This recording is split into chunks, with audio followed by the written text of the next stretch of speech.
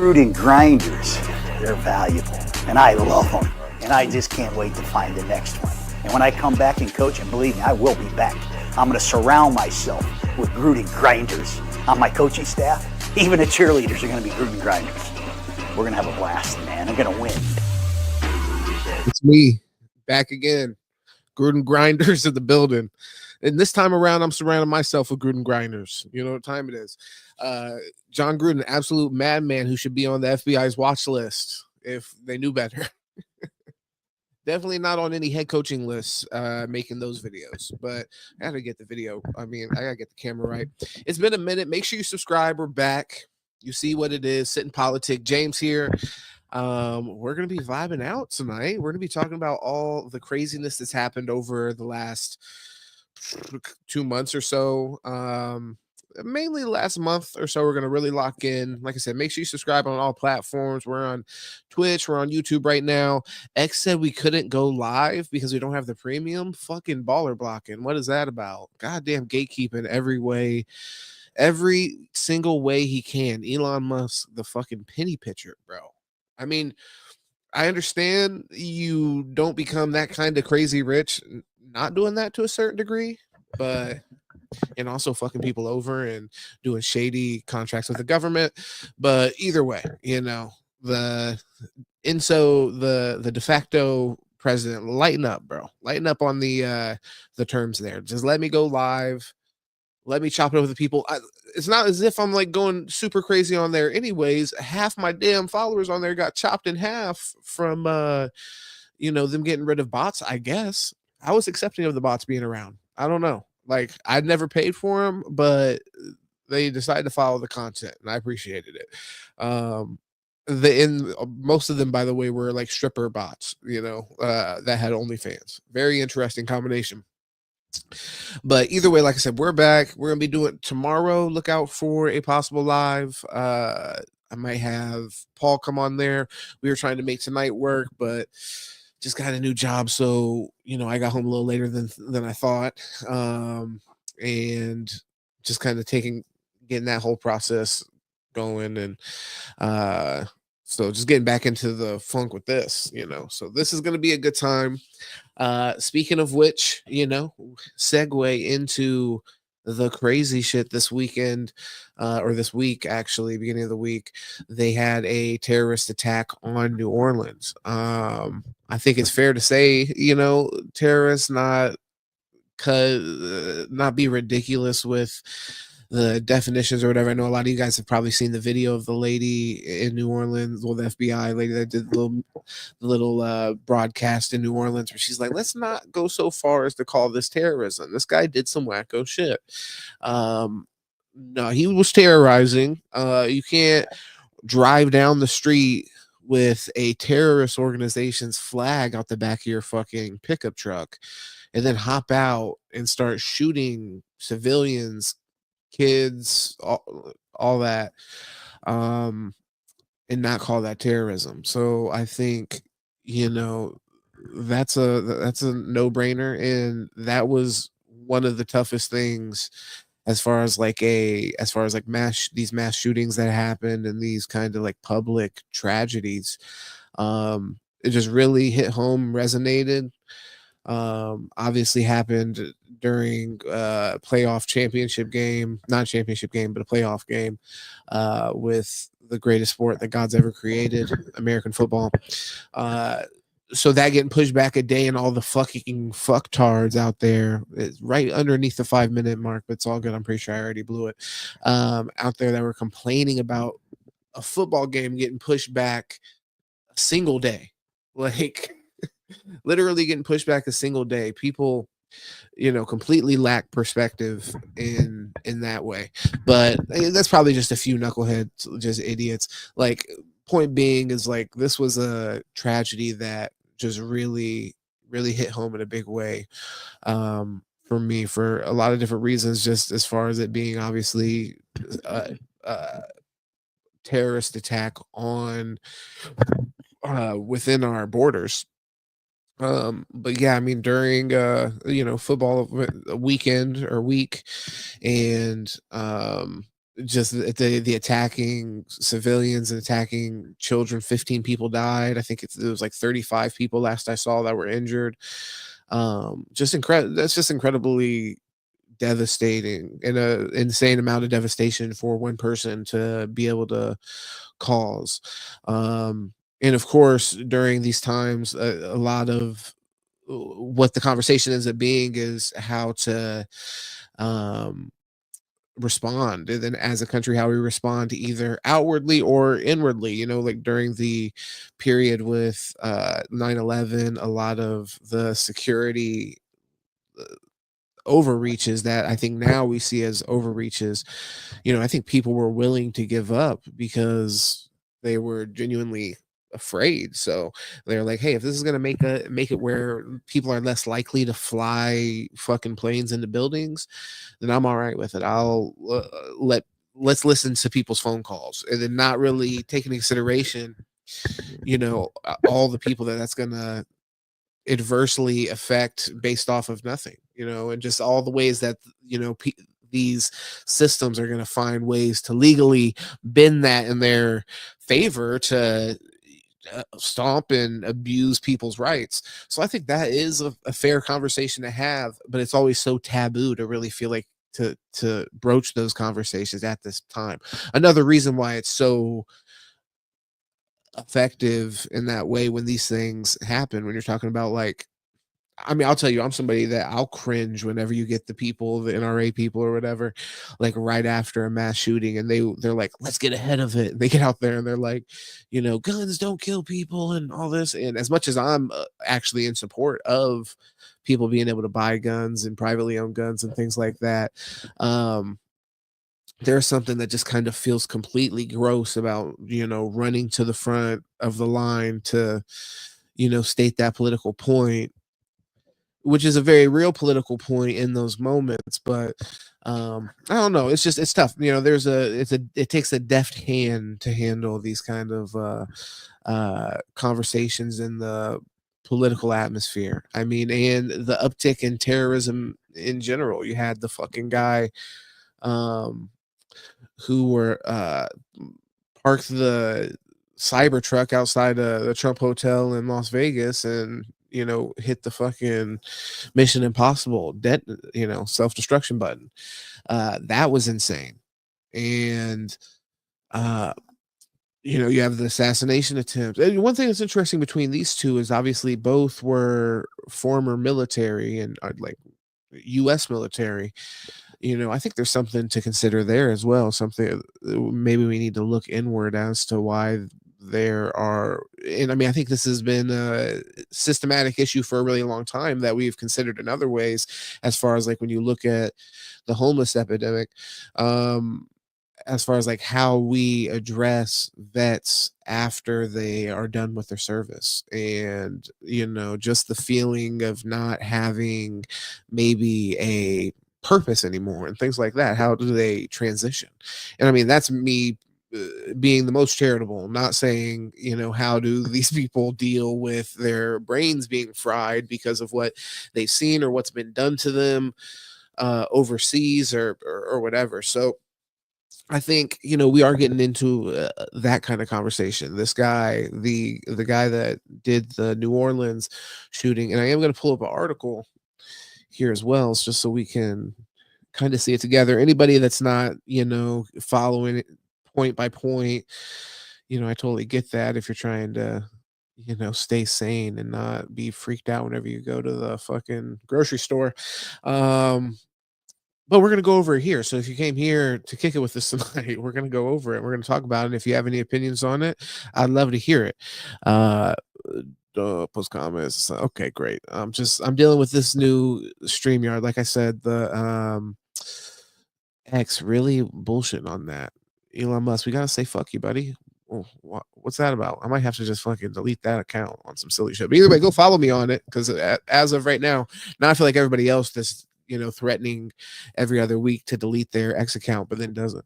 So all right, so let's make sure we can get this up for everybody. Yeah. All right, so let's read, y'all. So this is New Orleans truck attack suspect. what we know about Shamsud Din Jabbar. And honestly, I'm not going to keep on saying his name, not because it is long and kind of tedious and annoying to say, but because I don't see any need. We can just refer to him as the New Orleans shooter. It's just as easy to say as his name, and let's not give him any fucking extra clout, even if it's fucking 5 people, 10 people, 100,000 people. Fuck him.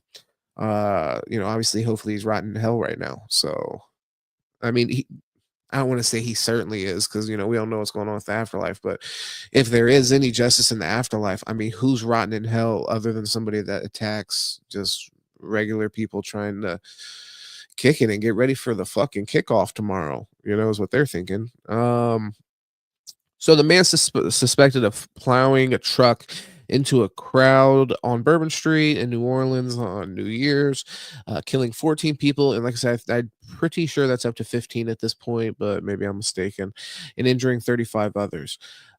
Pledged his support to ISIS, the FBI said Thursday. So pledged his support to ISIS. What a dumb bastard. I mean, he did do a lot of damage, so I'm sure enemies of America would appreciate that in some way. But I mean, you're making it hot for them again, and America was basically looking the other way on ISIS, pretty much forgetting about what the fuck was going on there. We thought they were wiped out. Now, they probably got to go drop a few bombs on, a few. Yes, love it. Kenny Powders, appreciate you for that. Love it. Just want to make sure. Coming through crispy. So the man, let me pull that out so you're not just sitting there. So the suspect, the New Orleans shooter, an Army veteran and U.S. born citizen who lived in Houston, also died in the early Wednesday attack. So he died. So yeah, he got his fucking head blown off when he hopped out of the car because he ran people over. And I don't know if he's going to get into this here, but just to provide some feedback as far as like context, I should say. So he was running through people. He ended up running into like a barricade or something and then had to jump out. But his idea was that he was going to basically run over people all the way to the end of Bourbon Street and then set off bombs at the end of it. So thankfully there was some kind of barrier that he ended up running into that stopped him. And then he still hopped out though, and he shot a bunch of people, and that's horrible. But they ended up finding, I think it was 2 explosives on him when they killed him, so in the vehicle. But it may get into that here. So let's go ahead. After barreling through the crowd over a 3-block stretch, the 42-year-old Jabbar allegedly got out of the truck wielding an assault rifle and opened fire on police officers. Officials said officers returned fire, killing him. Police said 2 police officers were injured, authorities said. Did I read that right, or is that sentence there just a clusterfuck?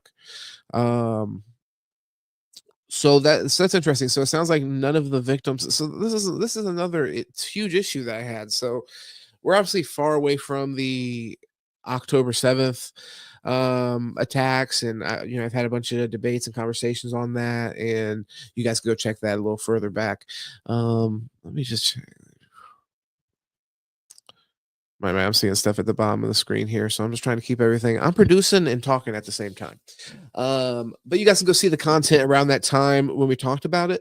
But when you're trying to push this political message, in a global political message, like, you're just not going to win over people who are in the middle of that message to push your cause by killing fucking citizens. Like, if October 7th, if you attack a military base or something like that, well, then your whole argument as far as like being occupied by military makes a lot of sense. But when you just go kill people who have nothing to do with that, they're just living and breathing in that area, but these are people that have lived there for several generations at that point, whatever. Like, I'm not trying to, because I like where I am with that, we're way past that even being the fucking justification for what's happening in that area now. So I'm not trying to map it on, but my point being is just with the this like radical shit, and the radical Islamists. Like, this is just, this is not a persuasive argument that you ran over a bunch of people and you shot people. It just makes people who were otherwise, like, you're creating even more radicalism on the other side, even if it's not people that are going to actively go over there and do things like this. They're going to be more willing to turn a blind eye, or make the environment for the people that are, indirectly associated with you more through like religion or something. So my point being is, like, peaceful Muslims, which is most of them, now those people unfortunately end up dealing with racism and just all kinds of shit, just getting their asses kicked, getting just treated like absolute dog shit in their community in some cases. And this was obviously like real. Hopefully there's more wisdom after these kind of attacks that we can lean on from 9/11 and things like that. But after 9/11, there was such a crazy uptick and just othering of people that were just, I mean, it was total fucking racism, because like they might not even be Muslim, or they might not even necessarily be Arab, but it's like you just fit the description. And people, there was a heavy price to pay there socially, and for unfairly, for people who are just members of the community, members of the community. They're not even fucking considering racism, is not even on their agenda. They're trying to, or not racism, but terrorism is not on their agenda. They're trying to, do whatever they're doing in the community, work their job, raise their family, be good Americans, pay their fucking taxes. Yeah, also not pay their taxes. They're also trying to do that, like I said, like good Americans. After barreling through the crowd, so he opened fire. Yep. Okay. This fucking idiot didn't even, like I said, I'm not pro kill police. I'm just saying he fucking did all that and killed 0 police. Thankfully, I'm happy about that. So he is believed to have acted alone, authorities said Thursday. Although right after the attack, this is something to talk about. And like, maybe this is also something, so let's just be reasonable here and consider. It's like, when you first start to get reports, I understand, like, there's a lot of information coming in, I'm sure, and there's a lot going on. So you're bound to get some stuff wrong or get some incorrect information. And I'm not trying to be in support of them withholding information. That's why that's why it's the argument that I'm saying I'm kind of setting up this way, because I definitely don't want to sound like that, because we can handle the information, I think, as the public. But when this first happened, I remember them saying that, I read one article that said there was 2 men and a woman. I read an article that said that they had somebody fucking cornered at some house in Houston. And there was a lot of confusion around that. So, how much of that, I guess we have to go do a little bit more deep diving and look past this article. But I wish they touched on that with ABC News here. I wish that they touched on the fact that this reporting has changed, and it's counter to the reporting that we got immediately after the attack. So either way, so his half brother, Abdur Jabbar, called the news shocking, telling ABC News on Thursday, "This is completely outside his character." All right, so let's see here. He described his brother as one of the nicest guys you'd ever met. So I'm gonna say, not for me. I'm sorry that this is the fucking nicest guy you might have ever met, bro. But yeah, this guy's not even fucking top 100 nicest guys I've ever met. I've met some swell fellows, dude, and this guy is a cunt. One of the nicest guys you'd ever meet. Would not hurt a fly. That's just fucking wrong, obviously. Abdur Jabbar, the fucking dumbass that literally doesn't know his brother at all. Why are we even talking to him? So he's 24. The guy that died, I think they said he was like 42 or something. He was in his 40s. So there's like 18 years separating these two guys. All right. It could still be whatever. So he said that he is the youngest of 4 brothers in the family. And this New Orleans shooter, cunt, whom the family called Cuntbag, was the eldest. So that's good to know. He was a human being This just in. Okay. Got you, bud. He was deep, thoughtful, funny, charismatic. All right. All right. All right. So we're going to scroll just quickly past him dead on the street. So it is blurred out, though, YouTube. Be cool about that. I didn't know they were going to have it in the article. I'm enjoying it with the good people here right now. So, don't hold that one against me. He also said that he was not aware of any extremism or radicalization from his brother, whom he believed to have been leading an ordinary life up until the incident in New Orleans. Well, it's because this guy, that's why I'm like, why are we even talking to this guy, ABC? Because he obviously doesn't know this motherfucker at all. Like, I would like to hear a little bit of insight. Why is it they always interview somebody that's just like, yeah, no, he was cool. He was a really nice guy. Oh, well, he ate people and fucked their dead bodies. Yeah, I don't know, but he was always a really hard worker, showed up on time. Yeah, you're not the person we need to talk to. Who's the person he creeped out before? I'm not obviously not talking about this guy. I'm talking about like Jeffrey Dahmer and stuff in that case. But that's the class this guy's in, to be clear. He's in class with fucking weirdos that would just kill innocent people for no good reason. These people are not attached to any of his fucking whatever the fuck his ideology. Maybe he was dealing with some mental health issues. You don't fucking say, brother. That I didn't know about, that he didn't, alert the family to. Yeah, he didn't say, hey, family, so Merry Christmas.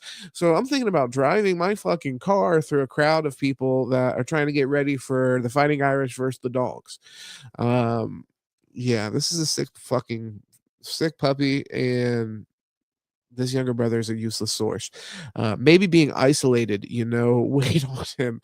He's fucking guessing just like us. We knew him as good as this guy. Like, I think honestly, I wouldn't be surprised if when they put his picture up, it took him a minute. He's like, is that fucking, whatever his name is?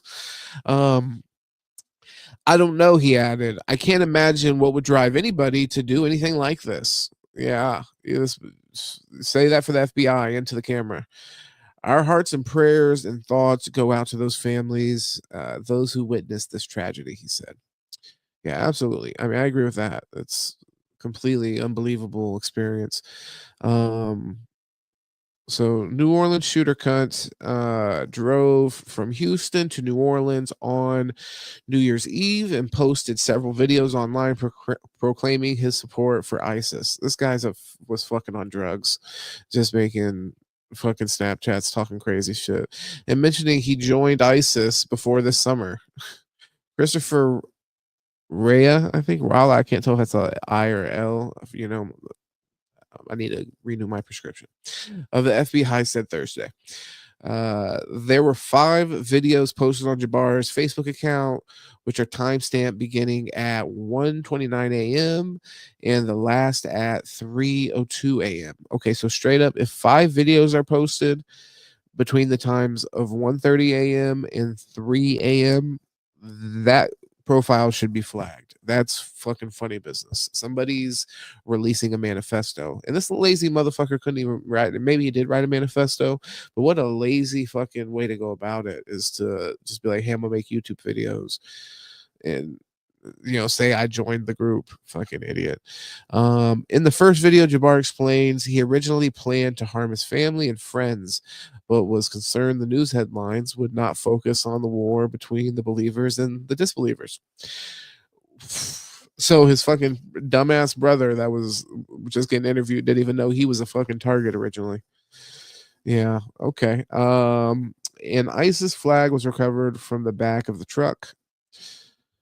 Surveillance footage showed Jabbar placing 2 improvised explosive devices in coolers in the Bourbon Street area. Those were the only devices recovered. Both were rendered safe. So nice. Look at this fucking pathetic fucking idiot. Let's see. So he had a checkered marital history punctuated by multiple divorces and financial difficulty. Fucking bum.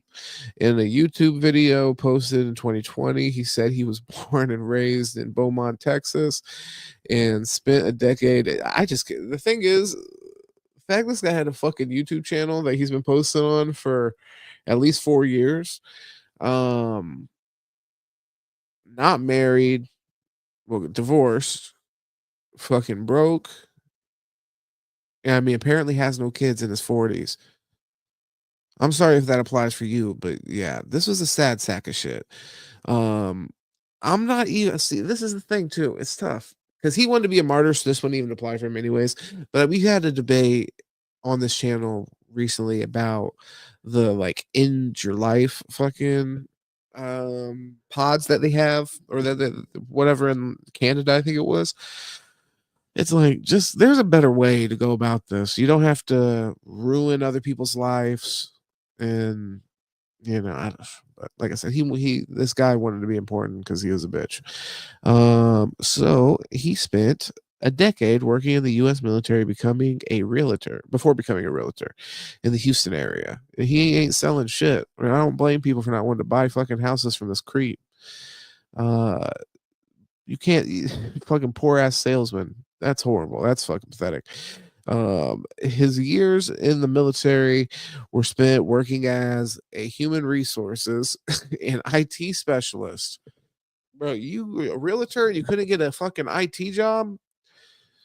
Oh my god. He said in the video, which has since been removed from YouTube. So he also worked for Deloitte, some fucking company, Deloitte, serving in a staff level role since 2021. A spokesperson for the firm confirmed to ABC News. Like everyone, we are outraged by this shameful and senseless act of violence and are doing all we can to assist authorities in their investigation. Okay, they don't want fucking people to stop using them because you have fucking murderers doing whatever the fuck that. But matter of fact, let's see here. Ooh, let's see what this is at least. Let's not just look past that company. What was that? What do they do? So auditing, consulting, advisory, and tax services. Damn, they got a 1.7 on Google reviews. I'm just gonna say that. They claim to be equality. They claim to be for equality. This is a 1-star review for this company. They claim to be for equality, but fire employees who speak out against discrimination. If I'm the only one who sees this problem here, then I'm gravely disappointed. We need to do better and lift others' voices to get justice and equality for all, in all caps. We shouldn't be silencing others and making them afraid to speak out. Holy shit. Where was this workplace? We have a right to free speech and should be allowed to use it to help others. This is a 1-star review from V the Vampire. 11 he or she got 11 thumbs up, I will say. So I don't know. Yeah, it doesn't seem like a great place, but it is in Tampa. But he might have been working remote, whatever.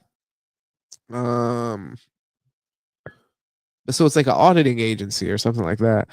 Like everyone, we were okay. Yep, that's what they were saying. So he was a human resource and IT roles in the army from 2007 2015, during which he was deployed in Afghanistan from February 2009 to January 2010. An army spokesperson confirmed to ABC News he continued as an IT specialist in the Army Reserve from 2015 to 2020. The spokesperson said his listed jobs were not direct combat roles. Should have threw this motherfucker into combat. It would have fucking done us a few favors. And the crazy thing is, this guy wasn't. What the fuck is his excuse? Even he wasn't in combat. What did you go over there and see? You came back fucking wilding like that, thinking that there's this war between believers and non-believers. Like, he is believed to have been discharged honorably from the army through investigators, though investigators are still looking into his military record.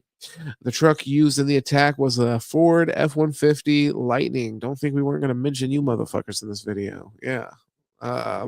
Which was rented, by the way, through the Turo app, which that was another connection to the other terrorist. So I mean, I don't really think that means much, just because Toro's a popular app for this, specifically for the uh, renting out cars. So it doesn't really blow my mind that there were two terrorists that rented cars and used the same app, personally. But they were both also supposedly, well, I shouldn't say supposedly, because I mean, I read this, I'm pretty confident from the source, but they supposedly both were stationed in Fort Bragg, which, when I was looking into it, though, is like one of the biggest military bases in the country. So, take that with a grain of salt. I don't know, but it is information that is interesting, and I think should, at least make people curious enough to look into those details. But this is the car share riding company, according to Rodrigo Diaz. Diaz told ABC News he rented the truck to an individual through the app and is currently talking to the FBI. Diaz's wife, Dora Diaz, told ABC News that she and her husband are devastated by the incident. They want their car back. You won't be getting your car back. That's the FBI's now. We remain committed to maintaining the highest standards in risk management, thanks to our world-class trust and safety technologies. Who the fuck is this talking? In teams that include experienced former law enforcement professionals, a Turo spokesperson. All of them got their spokesperson. The spokespeople were getting paid off this incident. They were getting paid and they were getting their licks in. Andretti, what's happening, man? Inside job. Hey, man could have been a long time sleeper cell. So I think that, well, I mean, so inside job, it is, because it's a domestic terrorist. So I mean, I agree with you on that 100%. I wonder if what you mean by inside job is that, basically the government was involved. So, and like our government was involved. So that would be an interesting theory. I don't know. We'd have to dig more into that. I'm skeptical enough to say all things are possibilities. Like I said, both people were in the military. Both people were in the same, went to the same military base. There's things to consider. I mean, definitely things to consider. And to think that our government wouldn't, or would be like above something like that, is just like, or not. This one thing I'll say too is like, I think some people think of it kind of like a straight line, where it's like, the government goes and they're like, hey, you're going to go do this, terrorist attack. Sometimes it could just be conditioning, and maybe it's not a specific terrorist attack that needs to be lined out and given to the person. It's just enough nudging in a certain direction and enough conditioning. I mean, in some cases you're talking about like feeding these people fucking drugs, and like government programs that we know about, where they're putting people under like hallucinogenics and crazy shit, making people very suggestible. So I mean, could those people end up taking that and then, doing some job? And I mean, either way, the government is, comfortable with the outcome of that, and they're, it's kind of in, what is it, the ends justify the means. I don't know. That's definitely a possibility. But I mean, as of right now, it's also not that crazy for me to believe that, there are some, which we know about, there are some serious dumbasses in this country that subscribe to terrorist organizations fucking ideologies, and buy into anti-American rhetoric. And it's like people that have spent their entire life in this country, people that have spent their entire life within this culture, and that have benefited from the culture in one way or another. So, and in no ways have benefited from these other cultures that they're full on supporting. And, actually, it's a tough thing, because I think there are sympathies that you could take from this, as far as not towards the individual, but obviously, towards these kind of situations that, terrorism ends up coming out of. So when you think about like all of the conflicts in the Middle East, to Russia, in Ukraine now, and a bunch in between, that's an incredibly unstable region, and we shouldn't take for granted that the stability of our country overall, and the fact that we're not faced with terrorism on a regular basis. There's some places like what we were talking about earlier with October 7th and things like that, where terrorism is an everyday thing. And I don't mean for the which I mean, I will say to a certain degree it is with the Israelis, but I mean from say a Palestinian standpoint, it's like, every single day there's a military force that is walking down the streets of where you live. Like, you look out the windows, you could be shot in the fucking face. So where obviously I have the most sympathy for these, civilian Americans who were on Bourbon Street, and in no way, like, it's not even a question. And that's another thing I want to get into, by the way, was some of the conflating that I've seen online between this situation and the United Healthcare killing, and which is growth. And I think it really, by the way, when you put these two situations next to one another, it really highlights kind of how silly and how the system is working in that other situation, the United Healthcare situation, to make an example out of the person. So with the Luigi Magione thing,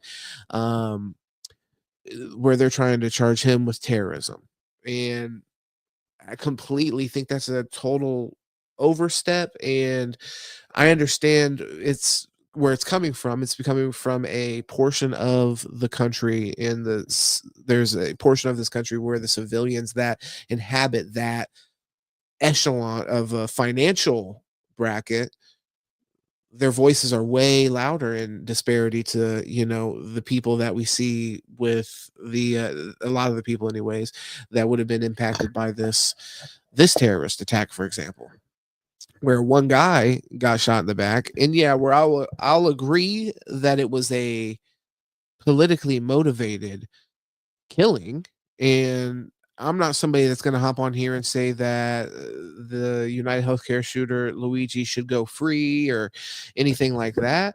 No, he murdered a guy on the street. Like, you gotta stand on that. You're trying to make a point. You're trying to be a fucking freedom fighter and all this kind of shit. Well, bro, that's what comes with that. So he's just got to, and I think he does. I'm assuming, I think he's willing to take that.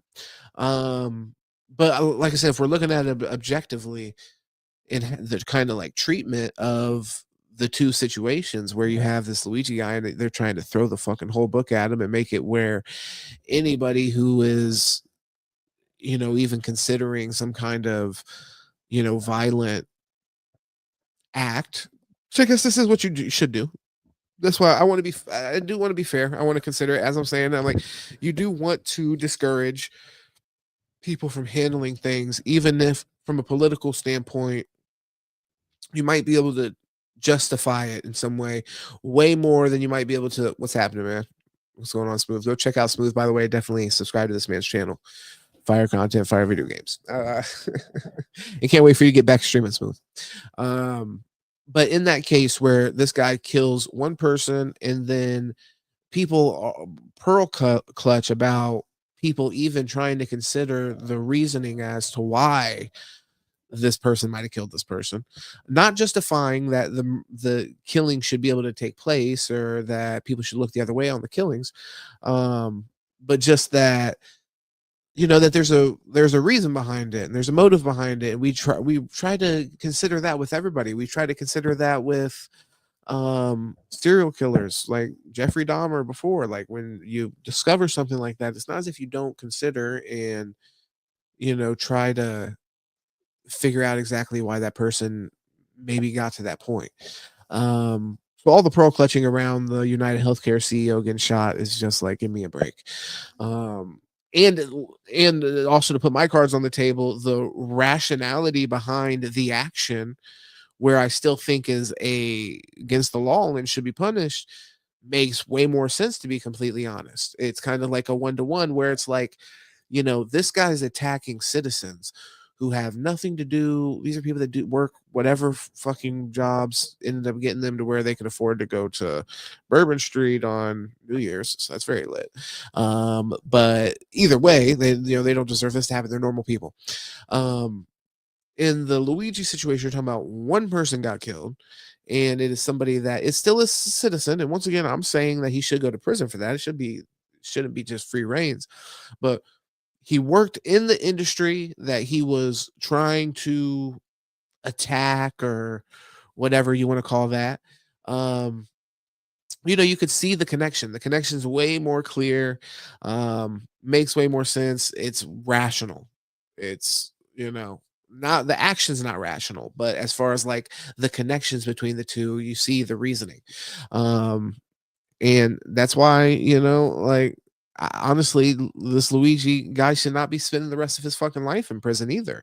Whereas if they didn't kill this terrorist, from Bourbon Street, he should obviously killing 15 people, injuring 35 people. That's why it's like, come on, let's just be honest about.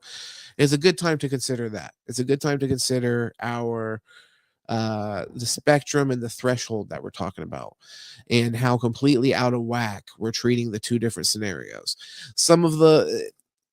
And also, by the way, before I get off here, because I missed really delving into that United Healthcare shooting, there are some serious issues aside from the fact that he killed a person, Luigi, that I take issues with, where I think there's still some inconsistencies there. So, like I said, I'm not like sitting here advocating for the guy, but oh man, look, I'm trying to figure out how you beat the censors, Wade. Yo, big baby, be back, motherfuckers. I guess you just got to spell it crazy, and then the AI doesn't even know what to do with it. But I feel like when I go and I try to drop some comments on people's videos, it's the silliest thing. I remember one time I had I said shit or something on somebody's stream, and to get around it, I spelled it with like a $sign or something, and then somebody hops in there right after me, and they're like, yeah, you could say shit on the stream, dude. I'm like, damn, fucking owned me just now, and very embarrassing moment. But I relived it with you guys, and it was it's never as embarrassing in hindsight, I feel like. But yeah, what was I saying here? Oh yeah, the United Healthcare thing. One thing I wanted to let's see, connection might be a little wonky. How am I coming through right now? Y'all let me know in the comments, because I'm seeing two things. I'm seeing one side, it looks good, and then this other side, I'm kind of looking a little crazy. So let me know, but I'm going to keep on talking just for entertainment purposes. So United Healthcare shooter, though. So Luigi, look, him getting caught is a huge issue there, because it does take the conversation. Thank you, Wade. I appreciate that. It does take the conversation away from the grievance and his principle stand, where you're saying that this is an issue that you're taking with a predatory industry that exists, for-profit insurance, health insurance, and people are putting profits over people's lives. And I think that's definitely honorable stance. I mean, before we start talking about killing here, just to be clear with my, like, everything up until that point, I completely agree. And I was extremely disappointed in Kamala Harris when she was running for president, because I feel like Democrats really stepped back on their medical platform there, where, since I was a teenager, at least, Democrats have ran on things like, free healthcare, universal healthcare, or at least pushing the ball towards that, specifically for that reason. Hopefully, making it where healthcare is not something that's for profit, making it where people are not being denied treatment. Or in this case, one of the reasons that Luigi was so upset is because United Healthcare was doing using policies and techniques that were kind of, basically, it was kicking the ball down the road, avoiding paying for treatments that they knew that people may need, based off of like, well, if you deny it long enough, then people will die, and they'll, we want. So by the way, unfortunate name kills a lot at that point when I'm shouting you out, but all good. Oh hell yes. No, I'm with you, brother. But yeah, so I mean, so far as that being where he's taking issue, I'm completely with it.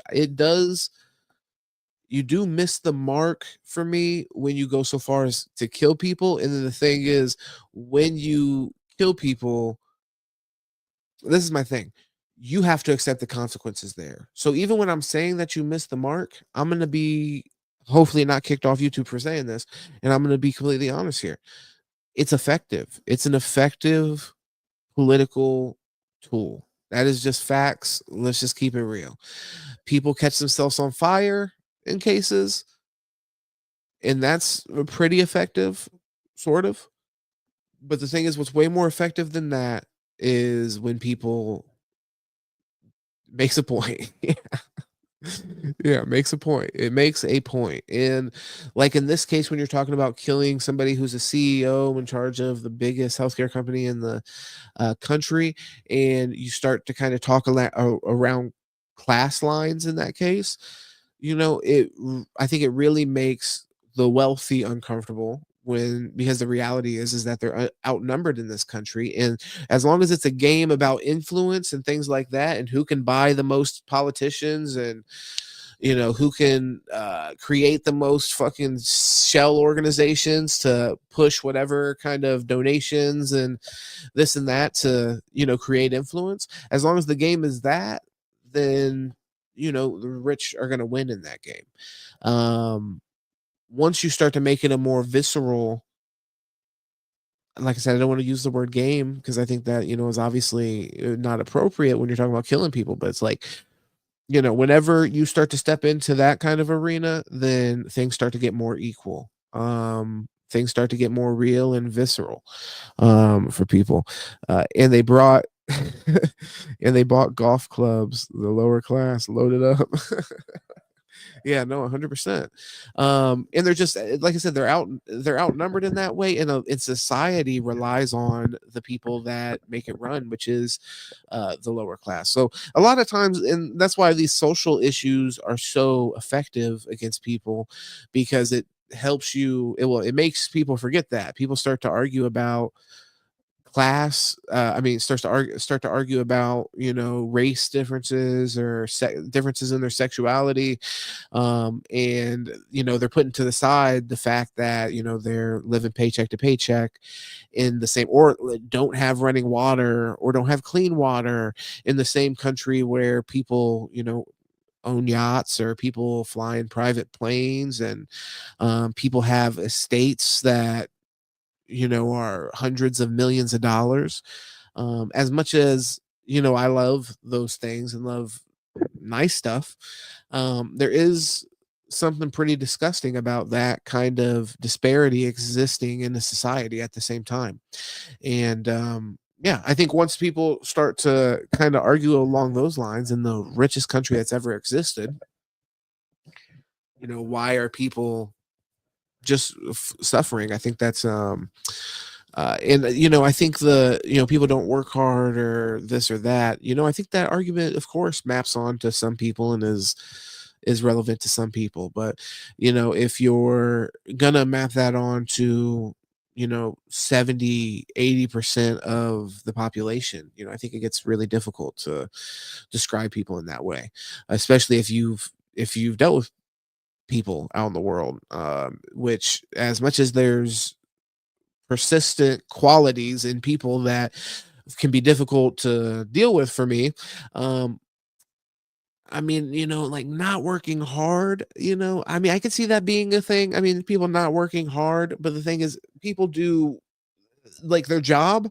Usually people will put some effort there, and like it's not necessarily a fair criticism there for most people, is my point. But also, before I get off of the Luigi Magione, him assassinating the healthcare exec, is him getting caught, which some people say that he wanted to get caught. If he wanted to get caught, then I think this is even more relevant, and I think he should be criticized for this. And then if he didn't want to get caught, then, you know, I understand that, you know, you didn't want to get caught, but you got caught and fuck you. And you know, you committed a murder, brother. So you got caught for it. Now you got to do the time. But that's not even my point. The doing the time isn't the problem. I don't think it's it takes it away from the issue. You know, when he killed a person and then they didn't know who it was, although, you know, the manhunt was a bit of a thing. Um, the conversation wasn't about him as a person. The conversation was actually about the issue. As uncomfortable as I'm sure that made a lot of people in that industry, the conversation was consistently about what the ideal was. And I want to shout out, V for Vendetta here, because I was actually talking to my sister about this, and um, V for Vendetta was a big movie growing up that we had watched, and you know, as far as a revolutionary spirit, I think anybody should watch it for that reason. Um, Dealing with like a horrible authoritarian fascist government.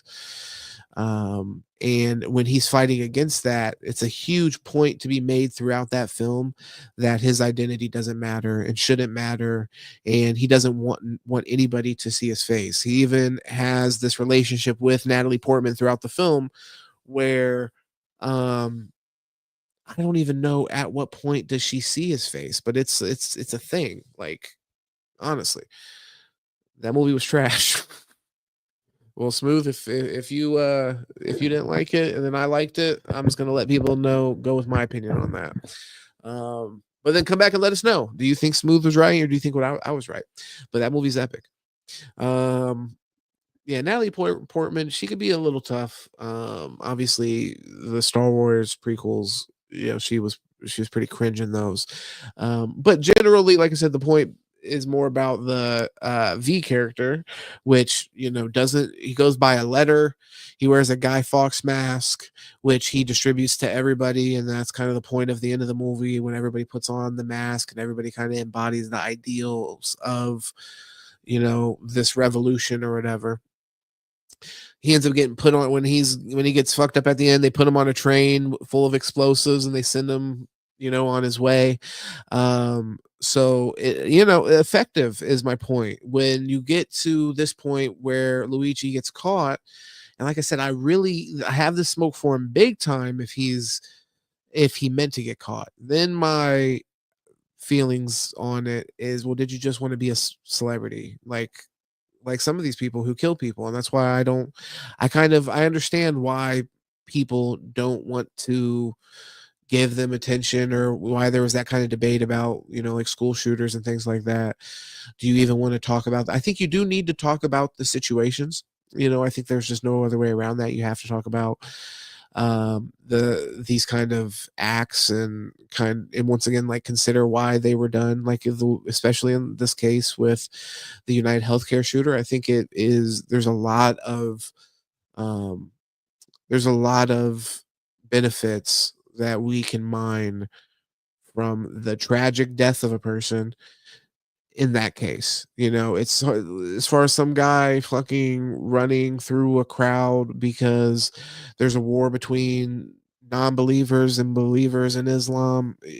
Literally anybody that finds that as a compelling, like, argument is a fucking idiot. And if anything, and I'm not saying that this should turn anybody away from their Muslim faith, because you have extremists in every religion, and, you know, that'd be or in any kind of mindset even.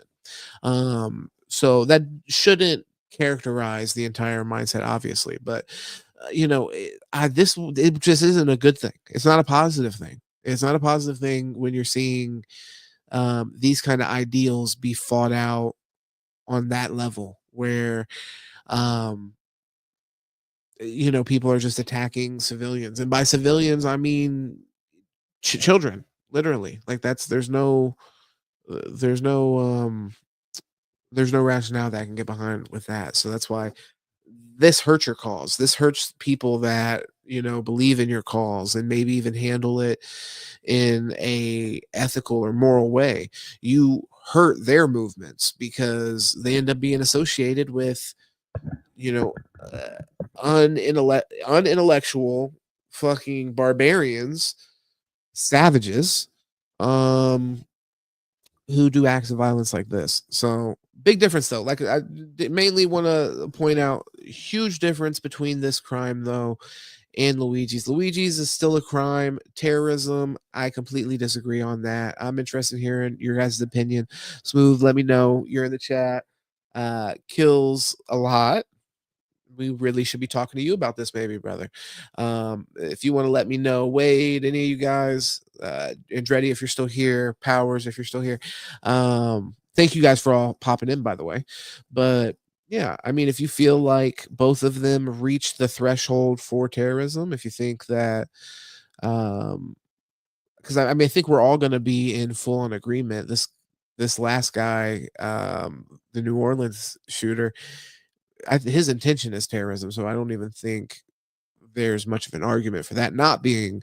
But I'm curious if you guys, if you do have an argument for that, I would also be interested in hearing it. But yeah, really, I think the question is, Luigi, do you see that as terrorism? Do you see that as, you know, something else? Like I said, I would be willing to, you know, say at least an act of political violence. I can go there. You know, I could definitely go there, but I can't go so far as to say terrorism.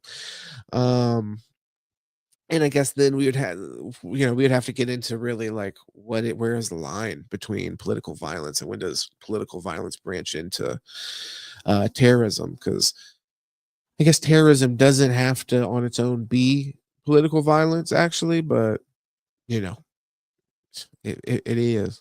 What else do we have to talk about tonight? That's the super depressing first hour. Let's get into hopefully some slightly more cheery vibes. Oh, hey, Smooth, while you're here, brother, because I know it is late, so I might end up losing you at some point. I want to play this video because I think you missed the video I opened with. So I want you to be able to see what's going on with John Gruden nowadays. Like winning on the road, silencing the crowd, sending them all home quiet and miserable, getting on the airplane with a victory. That's what has me feeling nicey. Just like the Philadelphia Eagles going into New Orleans and shocking them in the dome. Got me feeling nicey.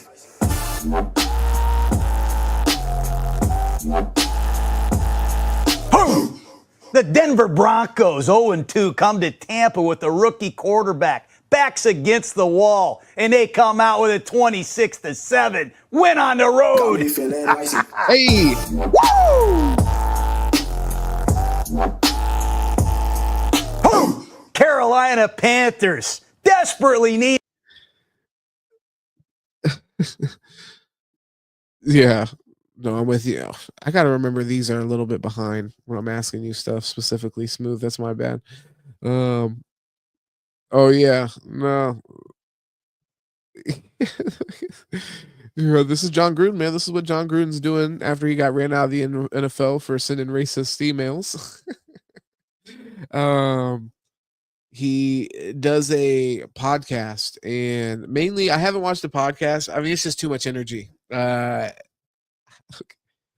so much to say, bro. Yeah.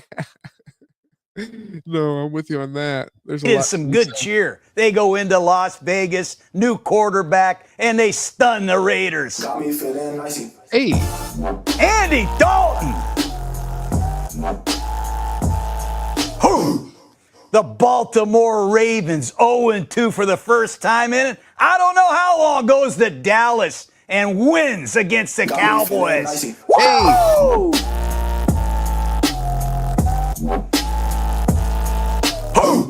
The Kansas City Chiefs back against the wall. They show their championship character. Fourth quarter victory on the road. Keep it going, Chiefs.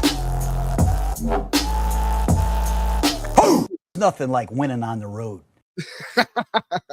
Here, actually, just because it's a short one, I opened it up with this video, actually. Grinders, they're valuable, and I love them, and I just can't wait to find the next one. And when I come back and coach, and believe me, I will be back, I'm going to surround myself with Gruden grinders on my coaching staff. Even the cheerleaders are going to be Gruden grinders. We're going to have a blast, man. I'm going to win. I have to imagine that camera is set up and there's nobody on the other side of it.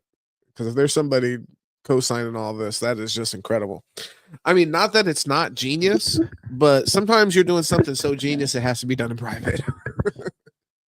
Because just nobody's going to understand that when you're doing it.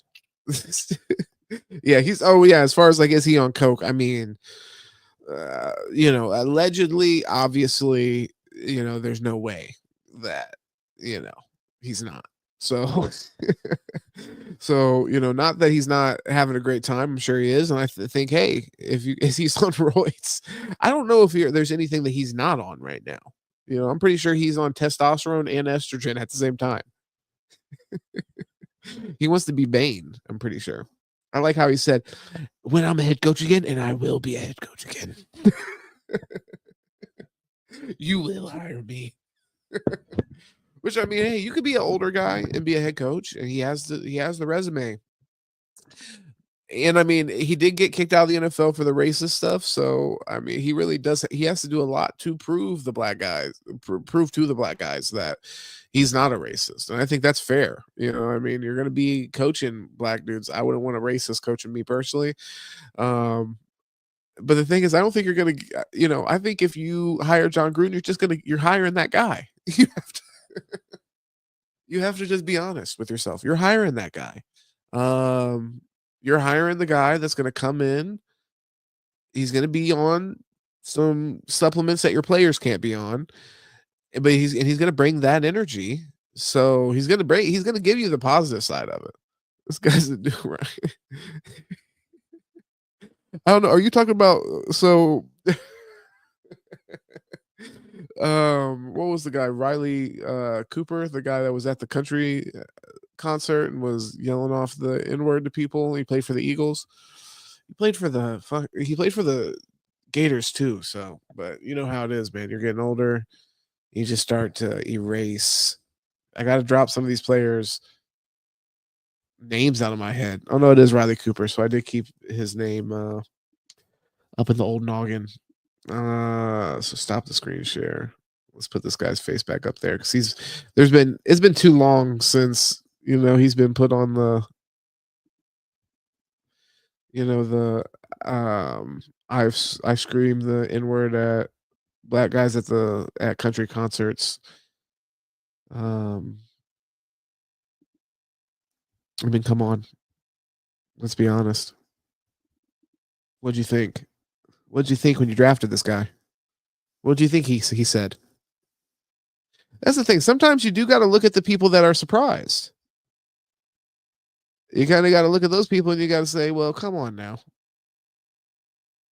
You hired the Wildcats. This might not even be the same guy. Yeah, my bad, dude. No, that guy probably doesn't even say it. He probably doesn't even say it when he's rapping rap songs. Unfortunately, we got to keep it real. We got to keep it real. It happened. But in our defense at that time, this guy was not the worst guy on the team. You know what I mean? There was also a homosexual serial killer named Aaron Hernandez on the team at the same time. But we offset that by having the holiest man to ever pick up a pigskin. That's Tim Tebow, obviously. I shouldn't even have to say it. So I shouldn't even have to say it, for God's sake. Oh yeah, Riley. So no, Riley Reed. You were talking about the prolific penis sucker. So many other things came into my mind. I pulled it back just a little bit, but I same vibe. Yeah. No. Okay. Yeah, I can see that. I can see the connection between Riley Reed and John Gruden there. Oh man. Well, if he's going to get in the NFL, I think he's going to have to get a little bit closer to Riley Reed's tactics. Let's see here. What else do we have? Oh, before we get into the sports, I'm just going to talk about a little bit of sports today because I am going to have Paul come on soon. He's been saying that he wants to get on the podcast, so I mentioned it at the beginning of the pod. Keep an eye out for another episode tomorrow or maybe the day after. If he can make that happen. Either way, I'm gonna get back on here and I'm gonna have some fun, and we're gonna talk about definitely some sports. We'll get into some other things, but I know that we got to talk about sports when we got Paul come through, man. Oh man, Big Baby was so PG. Oh man, come on. Oh man, killing me. Not Smooth and Paul. Yeah. Well, I mean, it's gonna be football. We got to talk about definitely got to talk about the Miami Dolphins. But tonight I'm going to talk about the college football playoffs. Just ended up happening, but actually, I'm getting a little off track. All right, let me bring it back. Sure. Yep. All right. So this is before we were talking about football. That's what I was going to sports. We had some other things we need to talk about. One of which, I guess, as we're just talking about, let's keep it. We're going to progressively get nicer. I think we're gonna. I think we're gonna progressively get into nicer stories. So it's still gonna be kind of. This isn't great, but it's not people getting killed bad. So, that's something. Joe Budden charged with lewdness after neighbor alleges rapper stood completely naked in apartment hallway. Look at this fucking guy's eyes. Like, come on now. Yeah, he's got psycho eyes. And he's at the 40/40 club. I'm pretty sure that is Jay-Z's club. Let's talk about it. But we're not going to talk about it. But you guys know there's a case going on right now. Look into it. Oh, right here. Let's see. I just sleepwalked somewhere that I shouldn't have sleptwalked. That's what happened. What a horrible defense. I mean, but the thing is, it's like they got to prove that you weren't sleepwalking, right? Or I guess you have to prove the positive. So you have to prove that, and then they still got to prove. I mean, that's a ridiculous, argument that you're making, because it is plausible that you could have been sleepwalking butt naked. Dude chilling at Diddy's. That's a good point. Buttocks, you're not wrong on that. Big Baby was all clean. Bro, no diss. Yeah, I'm with you, Wade. No problem, brother. No problem. Yo, fellas, what's good? Chilling, streaming, vibing, loving it. Dude, chilling at Diddy's. Yeah, no, you're not wrong there, though. And that's one thing that we do definitely want to talk about. A couple years ago, anyways, this was more of a thing. I don't watch Joe Budden's podcast pretty much ever, honestly, nowadays. But I talked about this when I did like the Florida Boy J podcast. Go check him out. That was Perspectives and Facts is his channel. But he was an awesome guy to collaborate with. But we were both Joe Budden fans, and we talked about Joe Budden when I went on the podcast, is why I mentioned that. And around that time, I was kind of falling out and listening to his podcast because they just had switched the cast up too many times. And they ended up making it where there was the Rory and Mal, they left, and then they replaced with Ice and Ish. And that was rocky, but I actually started to kind of fuck with it, and I liked it. But then once they started adding the Melissa Ford, and then they added Queen's Flip, who I like, and I've watched some of his content separate, and I have watched the Joe Budden's podcast a few times over the past like 2 years or whenever they made that change. But I just haven't liked it as much, like the chemistry that affects the chemistry as a viewer. And I feel like I was watching it way too often, and he was basically like, "Oh, we can't tell you our real opinion," and I'm like, "Okay, bro, then what the fuck am I even listening to you for if you're just gonna get to a hip hop topic?" Which is why I started listening to the podcast in the first place, because I liked hearing the hip hop discussions, and then also the individual life conversations were really interesting as well, and I enjoyed those. But my guy just, it became where anytime there's anything to do with the industry, you pussyfooted around the topic. Let me get into this, though. Joe Budden has been charged with lewdness after an incident in his apartment building. The rapper and media personality 44 was charged December 4th. You're 44 years old, bro. You're way too goddamn old to be walking around. You're sleepwalking first and foremost at all. And if you do happen to sleepwalk, at least know you got to put clothes on when you go Betty by. Like, if that's a problem of yours, is that a crazy thing to expect? Like, oh, I sleepwalk, I don't get to sleep naked. That's just a thing. You know what I mean? Like, we all have to make sacrifices. That's just what it is.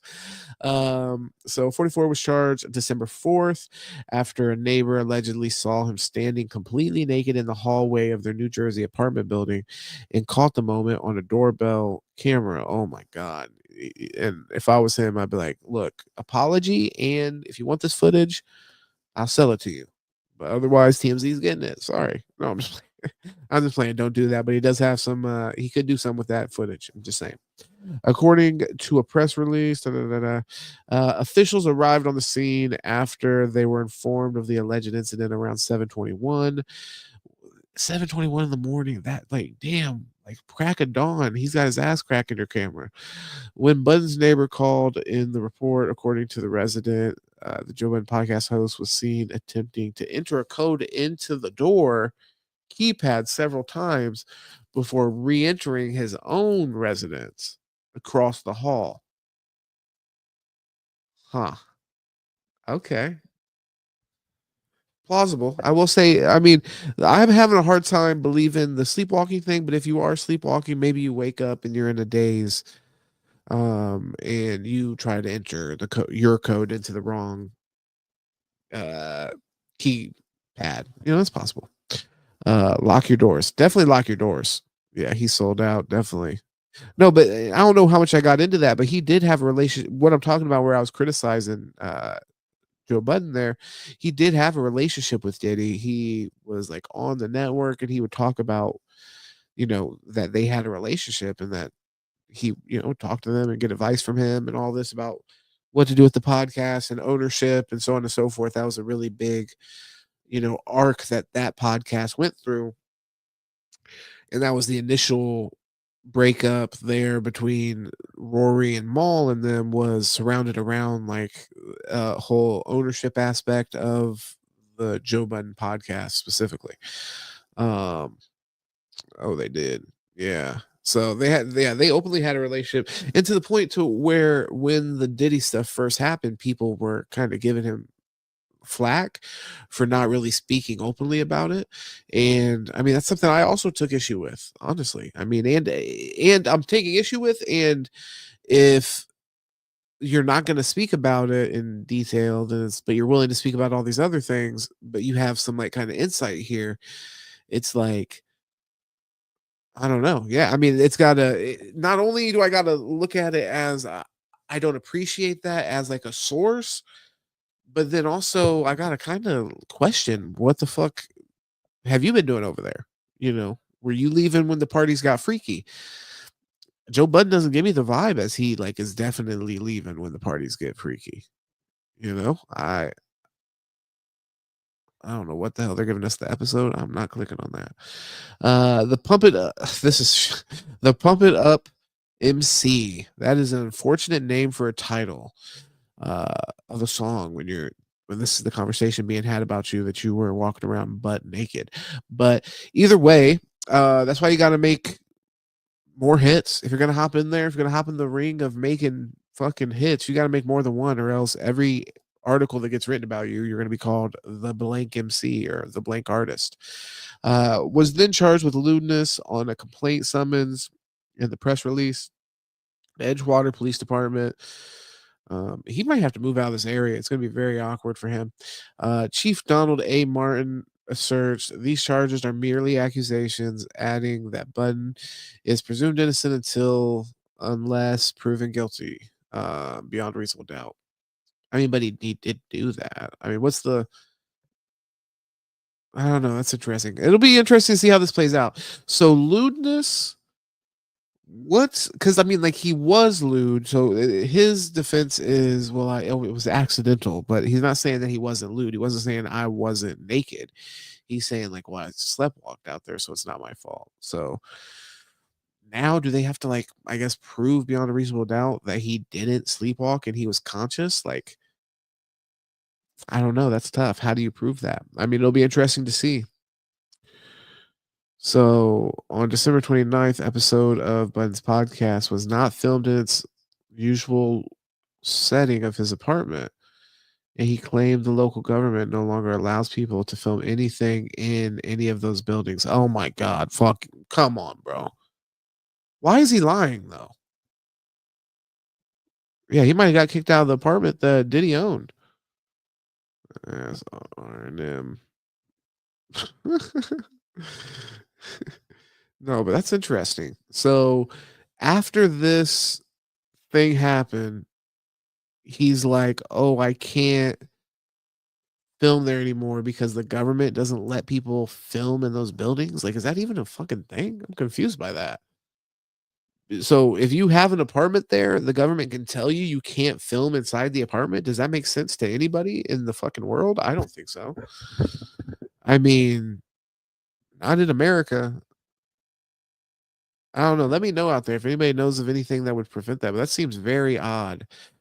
That it seems more likely that you were walking outside your apartment butt naked with your cock hanging out, trying to enter your pin into your neighbor's door, and they maybe were like, hey, until this investigation takes place, you gotta leave. Um or something like that. That makes way more sense. So the fact you're maybe I shouldn't say fact, allegedly, maybe you're lying about this part of the story makes me question are you lying about the other parts of the story, bud? He then appeared to speak about the apartment incident. I just walked somewhere that I shouldn't have slept walk. I just slept walked somewhere I shouldn't have slept walked. That's what happened, said the host, noting that he sleeps butt ass naked. I did it again, added Budden. Nobody could go through this stuff but me. It's only me.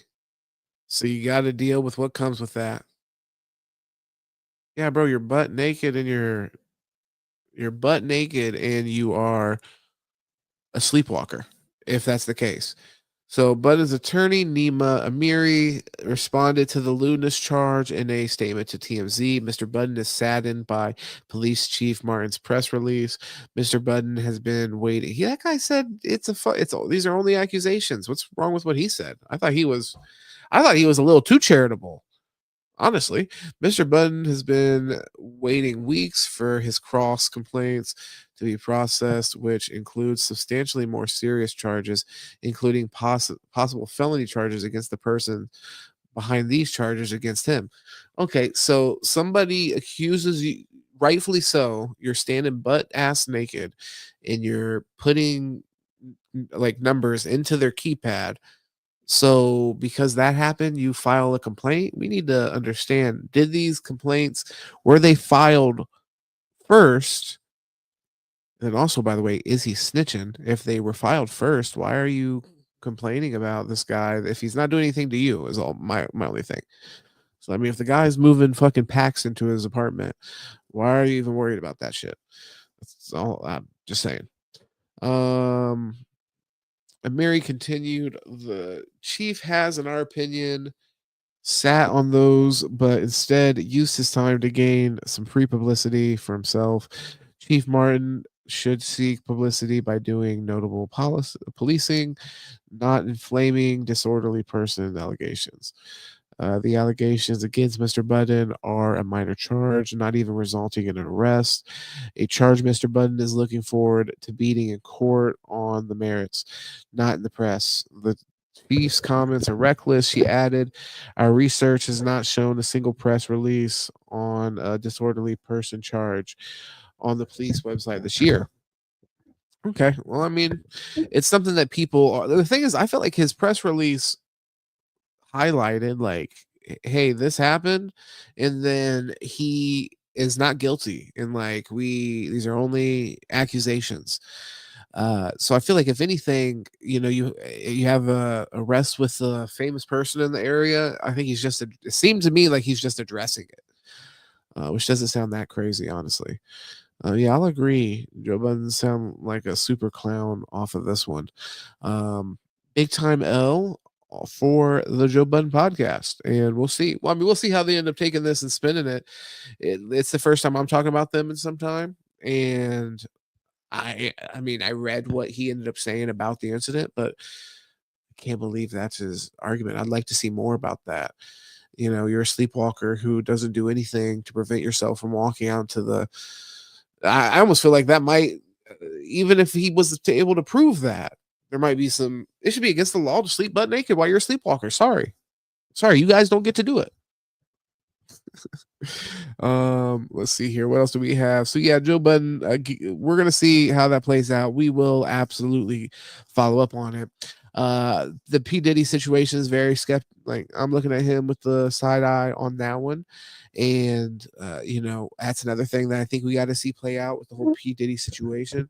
I don't think it's, you know, out of the realm of possibility that at some point we see Joe Budden possibly pop up in that. So we'll see. Hopefully not. I hope that he's not in any way tied to anything crazy there.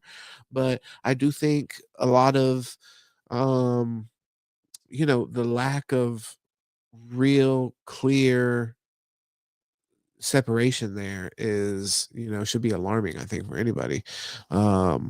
And if recently he's ended up, you know, saying something different, then y'all let me know.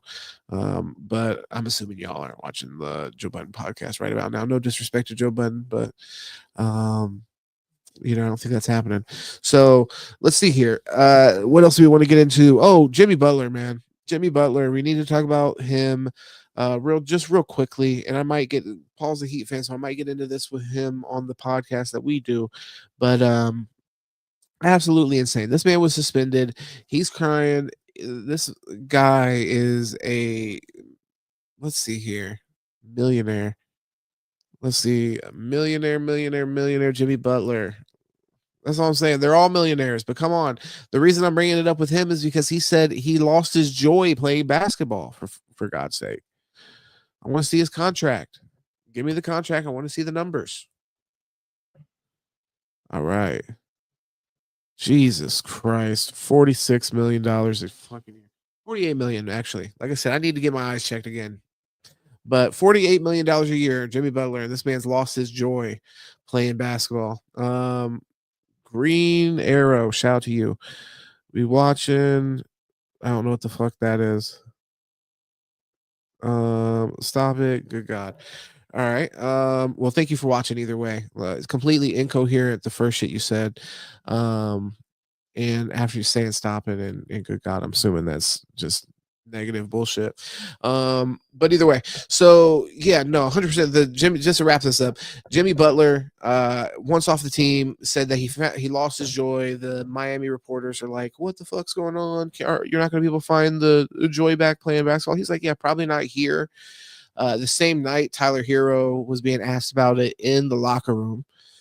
And he's just kind of like, honestly, reacting completely fairly. Same way I'm reacting now, where it's like, bro, what the fuck are you even talking about? You lost your joy. You live in Miami, which he even said, it's so crazy to bitch while you're a millionaire in Miami, where he's like, what'd he say? Oh, he said, I lost my joy playing basketball on the court, but like off the court, everything's good. Like, yeah, no shit, bro. You get paid $48 million a year to score 17 points a game. And also scoring 17 points a game is fun. Let me take this Green Arrow. Hey, by the way, if I'm wrong and you're coming in here to show some love, let me know, brother. Otherwise, I just decide we need to take that presume cut bag off the screen there. But yeah, interesting to see how that's going to play out. I think at this point, if anybody's willing to take them, Miami Heat, make that move, baby. Get the $48 million off your books. Get a whiner out of the locker room. The number one thing to protect as the Miami Heat above any player is the culture, is the just honestly, it's the vibe in the locker room. It's the kind of team aspect, the willingness to sacrifice and this and that. Like, there's just no other way around that. You get the fucking toxic bullshit out of the locker room. And this is a kind of, it's been a red flag that we've seen through Jimmy Butler's career, obviously, with the infamous stuff with the Minnesota Timberwolves, where they where he was just fucking walking the players down and embarrassing them in front of each other. Embarrassing the starters primarily, I should say. So yeah, I think that Jimmy Butler, if you're getting any kind of sign of that, like, they've been working with you over the past several years. I think you've shown a lot of leadership, a lot of reason for them to not hold those kind of comments against you. But these kind of comments, it's such a distraction, and it's really so inflammatory to sit there and say in the presser that you can't find your joy playing basketball, and that you don't think that you could find it there. Just get him out of there, honestly. So make the move sooner rather than later. And it's really a matter of getting somebody to take that contract. I think if you can take the contract, I don't think you need much in return to replace what Jimmy Butler's giving you. He's playing like shit on defense, and he scores 17 points a game, which isn't nothing, but college football playoffs. Last thing, simple. Oh, thank you. See, yeah. All right, brother. My bad then. I wilded out because you said stop it, and good God, I didn't know what the fuck was going on. But now I understand what you're saying. Green Arrow, we're friends. And I apologize. But you got to be on your P's and Q's. So, and also, to be completely real with you, it's the C at the end that threw me off. That was the thing.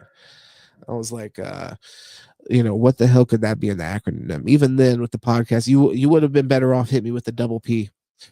All right, let's see here. That was your convo. I got you. No, I got you now. Like I said, the Joe Budden shit, we're 100% in lockstep. I was just confused with the first part. So, all right. So it's comical how 150 years ago, Marx figured shit out that our society today somehow still doesn't understand. I actually really agree, which, I mean, I'm not going to go so far as to say I'm a total Marxist, but if you've watched the content before, kind of where I'm leaning and where I'm at with it.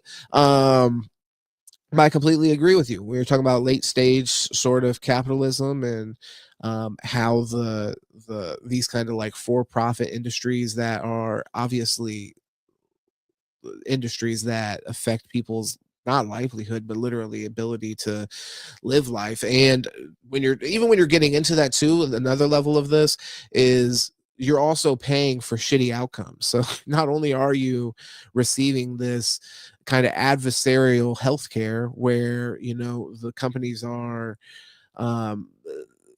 they benefit by just stretching it out. It's a game of time, literally, where it's like, look, if I'm sitting there with you, I'll sit here and collect, and just not pay out your policy, not pay for, whatever kind of treatment that between you and your doctor, you're coming to this conclusion that, hey, this person needs this. Me as the money person, I'm going to stand in the middle of that.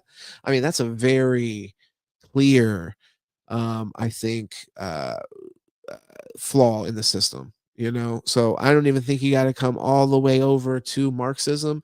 And that's where I think there's a lot of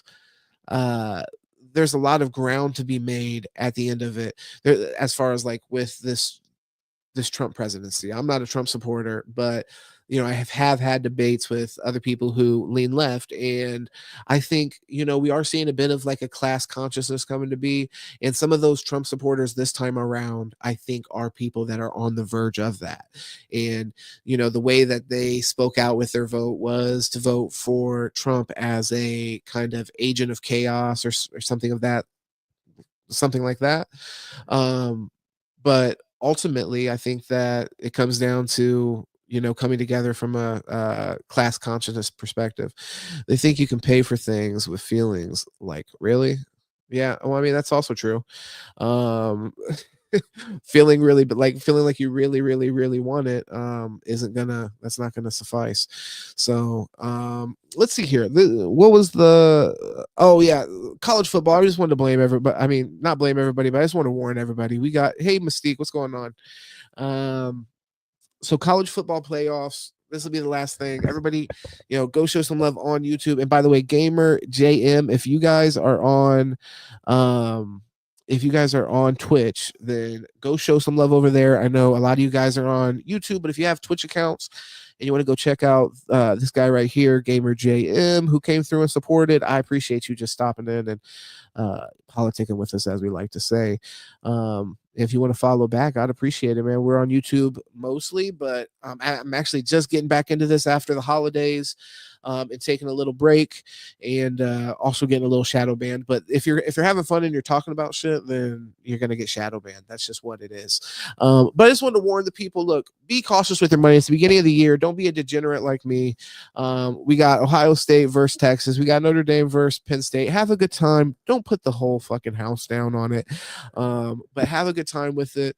The last round, I'm not gonna lie, I mean, I didn't do bad, but I'm just saying, the games, although exciting, like the Arizona State and the Texas game ended up being exciting at the end, complete fucking blowouts through this college football playoffs. So there's no money to be made. Maybe at this point the lines will be somewhat reasonable, but it's been a complete fucking clusterfuck throughout the college football playoffs, and most of those games have been a complete waste of time. There's really showing why probably the college football playoffs was possibly a mistake, to be completely honest. But I'm excited to see those games. I'm just going to throw out here, like I said, I'm going to talk to Paul probably tomorrow, or whenever I do talk to him, we're going to talk more football, but we'll get into it for more, but I'll give you guys, just so you can put some early money on it. If you do want to be a degenerate, I think it's clear. I think we got Notre Dame with an edge. That's where I'd put my money, baby. The run game's just too crazy, and the battle in the trenches is going to be won by Notre Dame. Offensive line, defensive line, pressure. Drew Aller, do we really believe that he's going to be able to be consistent for a full 60 minutes? I think no. And one thing that I like that I'm seeing about Riley Leonard this last game, under 100 yards, I actually love to see it, because I think that there's a little bit of a acknowledgement of his game and his potential to completely blow it. So I like to see they're using him how they need to use him. They're using him safe, and he's delivering, to be completely honest. I mean, they won. Ohio State versus Texas. It feels like it's Ohio State. So I'm going to say it is Ohio State there, because honestly, Quinn Ewers, he fucking lost me money at the end of the season. Good money. Good money. I was at the end of a parlay. I was about to cash out over $1,000 in this bastard. Couldn't beat Georgia the first time. Or no, my bad. It was actually the second time that they lost to Georgia. Yeah, I'm trying to make sure I got that right. But either way, Quinn Ewers, that people are literally paying him to just leave the school. Like, hit the transfer portal, my guy. Smooth recoil, most definitely. We are going to get it locked in. We'll figure out a time. I mean, definitely just got to figure out, what it is that we want to hop on here and talk about. What you want to chop it up over, and we'll go from there. But I'm planning on doing this more consistently and hopping on here. I was a little worried about the StreamYard, because I had the issue with my channel where I was getting like no traffic to the channel for like 3 months straight. And I'm talking about the bets. Yeah, oh no, 100%. Yeah, hey, everybody tap in with me, 100%. I can get you a little bit of money on that, and we're gonna lose some too, but we're working towards a common goal. And as long as you win more than you lose, and you're betting where the value's at, as I like to say, value bets. But that's something, honestly, we'll be talking about more often once once UFC comes back around. That's one that I love to put money down on. And this college football playoffs is, honestly, college football is for the birds on the money. I'd rather not, if I'm being completely honest. NFL and UFC, I do all right over there. But college football, it's just, you can't count on these kids. That's right. No, 100%. But either way, make sure you subscribe, guys. Much love. Thank you for tuning in. Smooth Recoil, you're the man. Go check out Smooth Recoil, his channel. It's the best gaming channel on YouTube, on the internet, actually. Gamer J as well. Thank you for tuning in. Go check them out. What is that show? Steve Awesome or some shit like that. Yeah. Shout out. No, Steven Universe. That's what it is. Yeah. That's a decent kid show. A little bit after my time watching the cartoons and stuff like that, but I did catch a few of those, and they were relatively entertaining. Let's see what else we got. Green Arrow, shout out to you. Hey, I apologize because I snapped on your Green Arrow. That was not intentional. I misunderstood the comments. I shouldn't have wilded out like that. We're learning as a person. I'm learning as a person. Thank you for that, brother. We locked in. Buttocks and Wade. Thank you guys for tuning in as well. Kills a lot. Shout out to you, Andretti, and Kenny Powders. You're the bomb with the thumbs up. And let me know that sound was coming through nice and clear, crispy. Keep put on the notifications. Make sure you see when we're dropping. Don't miss it. Get involved in the conversation. Smooth Recoil. We'll see you next time. Green Arrow. Much love. And keep an eye out for me tomorrow, because honestly, we had a good time sitting here kicking it.